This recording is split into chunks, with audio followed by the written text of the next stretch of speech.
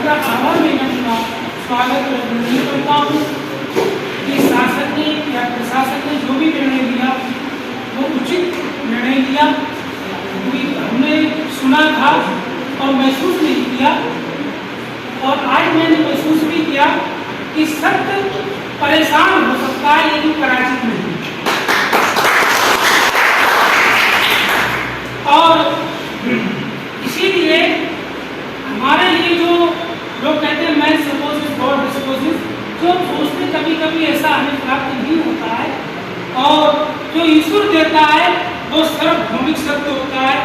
और हमने हमारे प्रिय और अभिभावक जिनको जितने शब्दों से अगर मैं नवाजूं तो मेरे लिए वो कम होंगे। जितना भी मैंने अब और सीखा वो professor doctor Narendra Dwivedi sir से सीखा। शायद मैं अपनी नौकरी में असमंजसता महसूस कर रहा था, लेकिन मैंने इतना सीखा है कि शायद कि अब कोई भी उसको पीछे करने के लायक मैं नहीं समझता।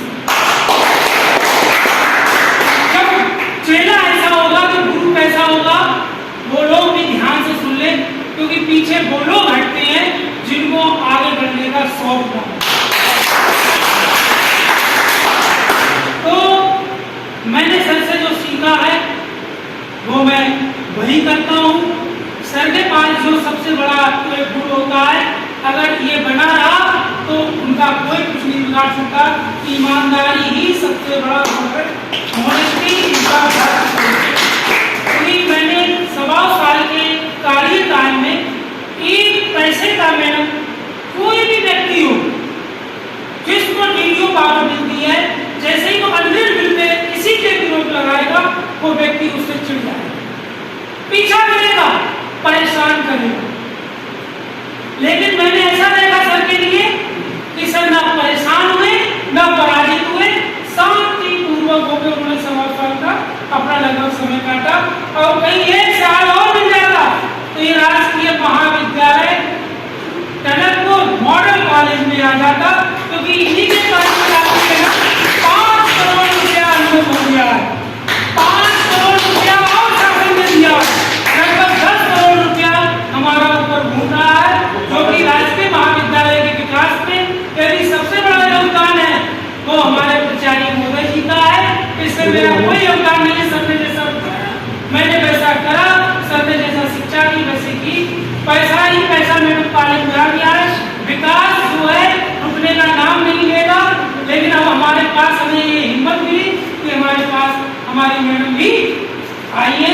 तो मैं कोशिश करूँगा मैं अपनी ईमानदारी से साथ चलाऊं, चाहे लोग कितना भी पीछा करें, चाहे कुछ भी कहें, लेकिन मैं अपने पश्चिमों से नहीं हटूंगा जैसे कि सर नहीं हटे।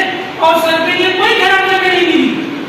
रामगढ़ जैसी जगह सबसे सुंदर जगह मानी जाती थी, पंकज सर बता रहे हैं, बहुत सुंदर और फिल्मी जगह, हल्द्वानी से लगी हुई जगह। सर का समय बीतेगा, सर पीजी प्रिंसिपल बनकर आएंगे और अवश्य आएंगे अच्छे पदों पे। कार्यक्रमों को अच्छी तरह से जानता, ऐसा नहीं किसी का हम कोई कार्य कर रहे हैं हमें लोग ना जाने।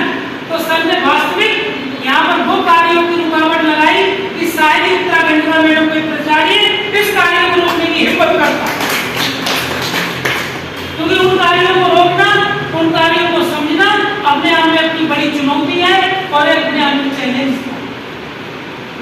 तो मैं इसी क्रम में, और सर ने एक सबसे बड़ा सुंदर कार्य किया कि प्राचार्य जिसको चार्ज देता है वो व्यक्ति प्राचार्य के लिए अमूल्य होता है, मूल होता है। सर ने इसी बीच में हमारे डॉक्टर अब्दुल सर को लिए चार्ज दिया, प्रशासनिक अधिकारी के लिए बनाया। मैं उनको बड़ा आभार और निंदा व्यक्त करता हूँ कि सर जब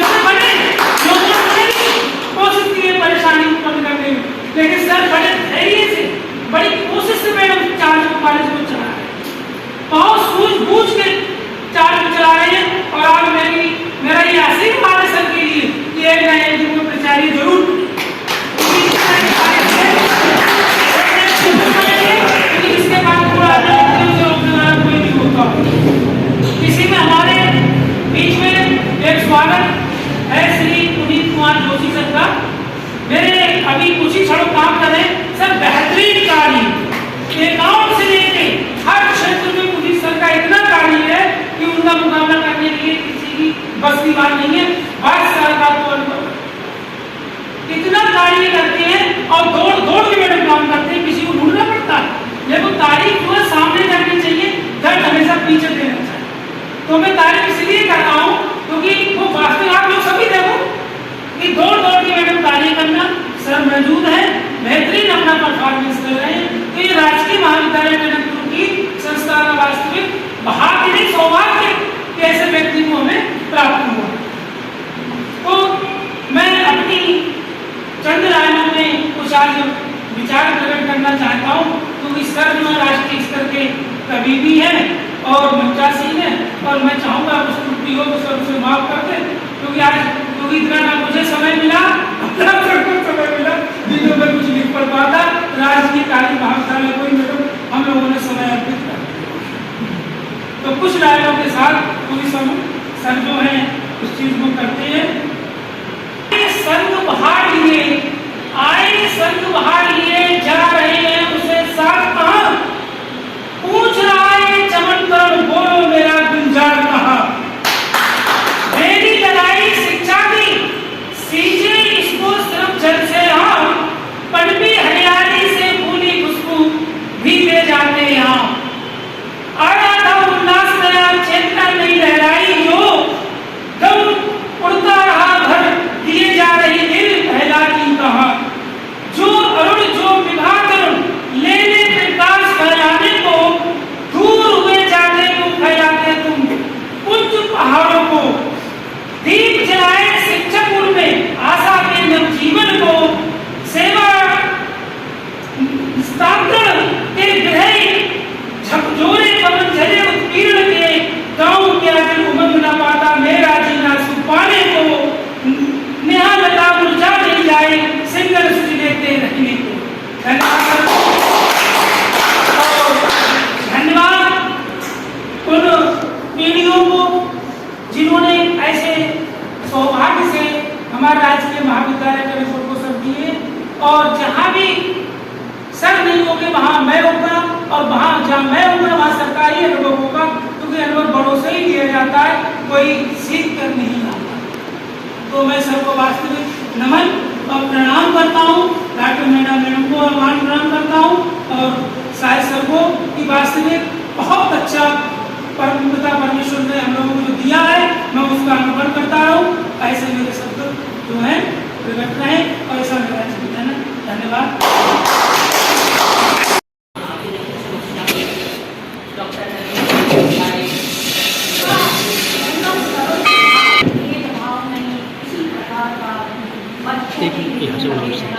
शिक्षक और कर्मचारियों का भी उतना ही उन्होंने एक आचार्य के रूप में उतना सम्मान दिया। शायद मेरी 20-22 साल की सेवा में मुझे वो चीज़ सर का व्यक्तित्व देखने को मिला। मैंने कई आचार्यों के साथ कार्य किया है, जो कि कई डायरेक्टर भी हुए और प्रिंसिपल भी हुए, रिटायरमेंट भी हुआ। आज मुझे लगती थी वो कैसे वाली हम ट्रकों में बैठ करके आते थे और वो गैलरी में घूमते हुए दिखाई देते थे। तो उनका जो है आज मैं डायरेक्टर बने, हमें खुशी होती है कि वो भी एक अच्छे को डायरेक्टर हो गए। और मैम का तो मैं वो कहूँगी कि मैम यहाँ आ जाए, हमारे साथ में जा रहे हैं, लेकिन मैम यहाँ पूर्ण रूप से आ जाए तो बहुत खुशी होगी, क्योंकि मैम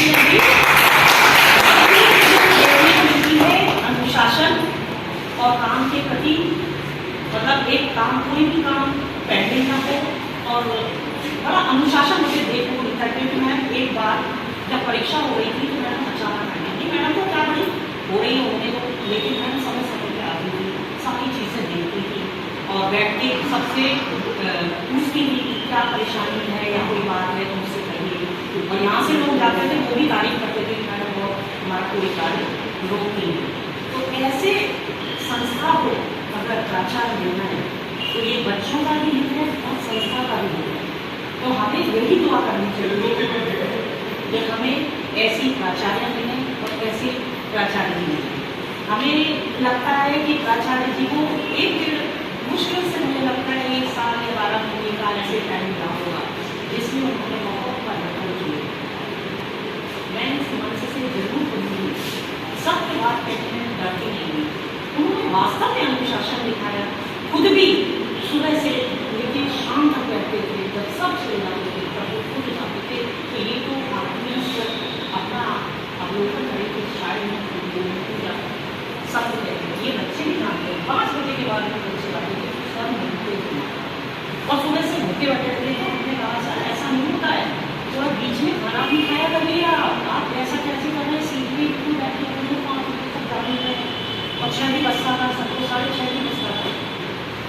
का ये एक व्यक्ति मुझे देखने को मिला, संस्था के प्रति समर्पित भाव। थोड़ा कम समय मुझे लगा कि सर यहाँ से इतने कम समय में यहाँ से जा रहे हैं, लेकिन मैं तो यही दुआ करूँगी सर के लिए कि सर यहाँ पर पीजी बने, तो एक बार दुआ यही करेंगे ईश्वर से कि सर यहाँ दोबारा लौट के आए और इस संस्था के हित में, बच्चों के हित में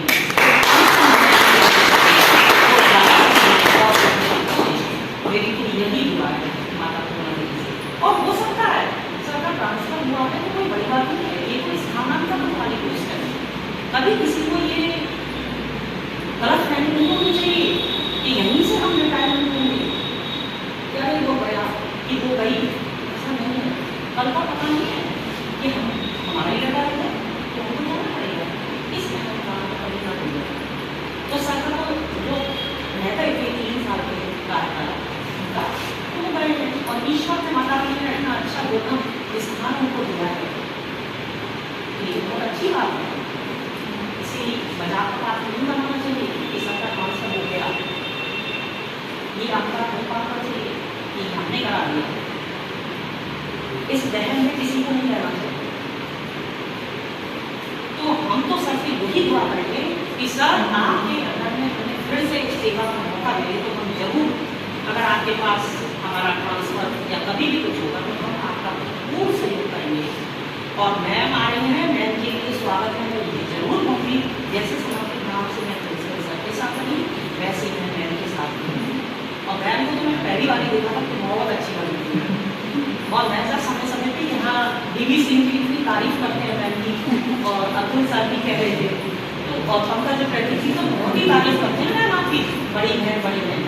तो ये सारी चीज़ें देखकर ऐसा लगता है ना हमको कोई एक अच्छे से प्रिंसिपल मिल जाए तो हम भी संस्था के हित में, बच्चों के हित में और प्रोग्रेस करेगा। ये थोड़ी ना है कि टेंशन लेके इस नौकरी को करें, हमारे घर के भी इतने। और यहाँ के समाजवादी भाइयों बहनों और विद्यार्थी, आप लोगों ने उदारतापूर्वक मेरे बारे में ये जो कुछ कहा है, निश्चित रूप से आप लोगों का प्रेम है, निश्चित रूप से आप लोगों का मेरे प्रति आत्मीयता भरा, राग अनुराग भरा लगाव है, और इसके लिए मैं हृदय से आप लोगों का सदैव ऋणी और आभारी हूँ।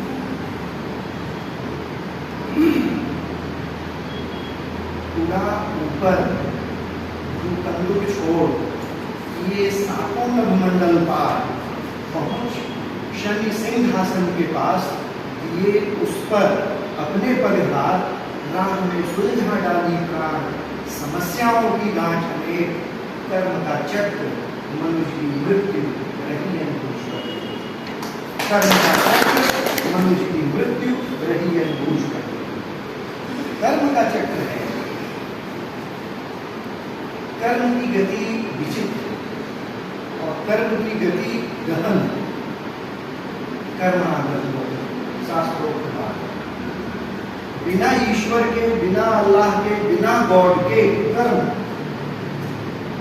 हमें पेड़ बना के सामने खड़ा कर सकते, और उनके कर्मों ने जिसे उन्हें पेड़ बना के खड़ा कर दिया है वे खड़े, कोई दूसरी शक्ति इवन ईश्वर तक उसमें कोई हस्तक्षेप नहीं कर सकता।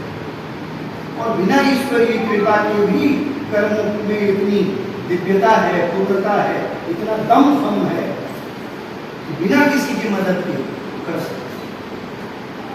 मर जाने के बाद भी कर्म उसका पीछा छोड़ते नहीं। और अगर किसी ने सदकर्म किए हैं तो कितनी भी प्रतिकूल परिस्थिति हो, सकुशल उस प्रतिकूल परिस्थिति से भी निकाल लेने की क्षमता उन श्रेष्ठ कर्मों में ही निहित है। कर्म की विधि, कर्म का सिद्धांत। भगवान कृष्ण कर्म को गीता में जोर देके, स्ट्रेस देके, महत्व देके इसके बारे में बता।